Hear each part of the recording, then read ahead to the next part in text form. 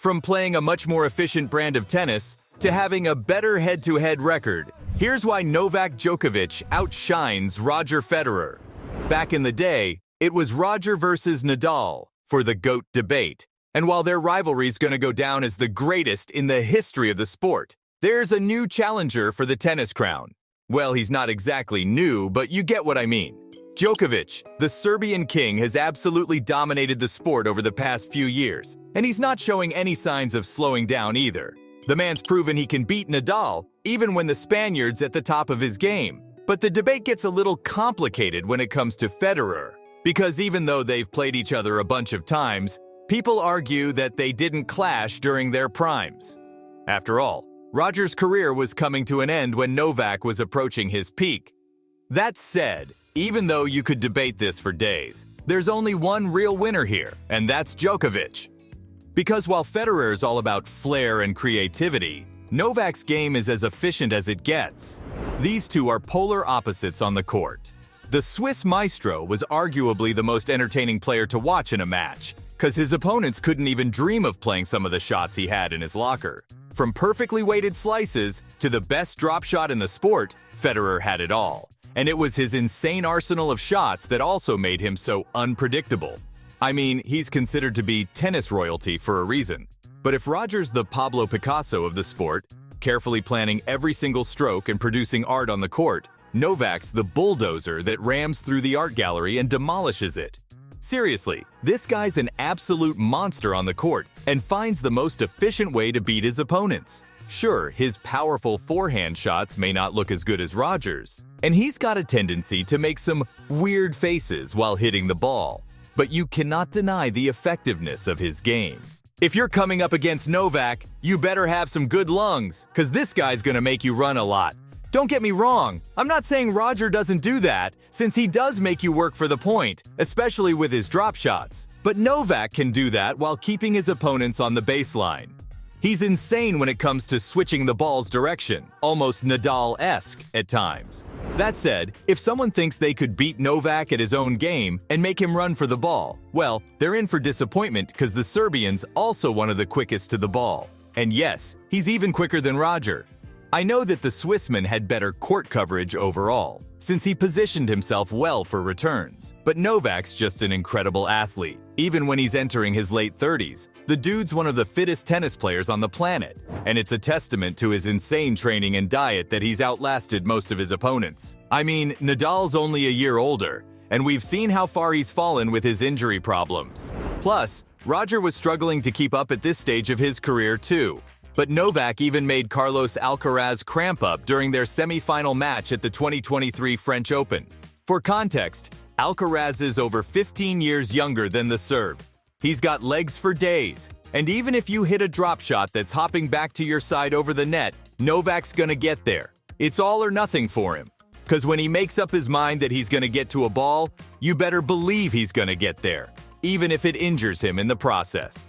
For instance, during his Wimbledon clash against Hubert Hurkacz in 2023, Novak fell over the net and ended up on the other side while hitting a drop shot. But hey, he still made sure to hit the ball. Roger, on the other hand, would often opt out of these shots because even though he was as dedicated as anyone on the court, he also didn't want to injure himself in the process.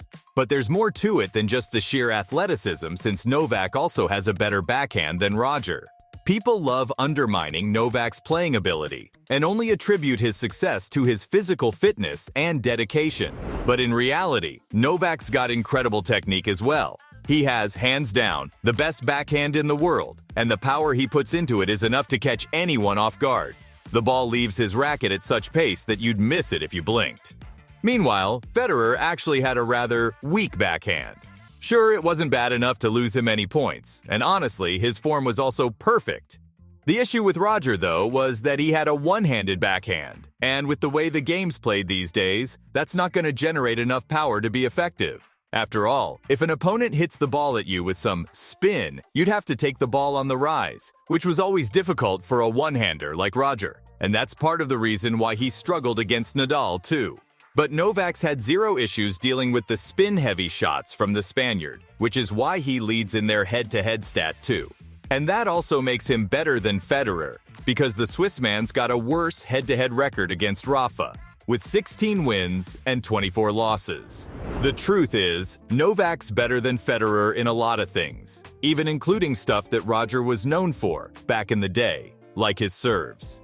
This one might come off as a surprise, since the Swiss maestro was one of the best servers in the game. Seriously, if you've seen him play, you know just how lightning quick some of those aces were. Sometimes players didn't even get a chance to react before the ball had already passed them. But the thing is, he often missed the mark with his first serve too, meaning he'd have to rely on his less powerful second serve. Novak's a lot more consistent when it comes to his first serve, and can place the ball inside the lines more accurately. Plus, he's got a little more power than Roger too, meaning he can be devastating when he gets it right. Sure, I'd still give it to Federer when it comes to the perfect first serve, but tennis isn't played over a single point. It's a marathon of multiple sets, and in those, being consistent is better than showing flashes of brilliance. Plus, even if he has to resort to his second serve, Novak can cope with a strong return. He's one of the best baseline players in the sport, and can quickly regain control of the rally when he's on the back foot. Still not convinced that he's better than Federer? Well, how about some opinions from the tennis pros themselves?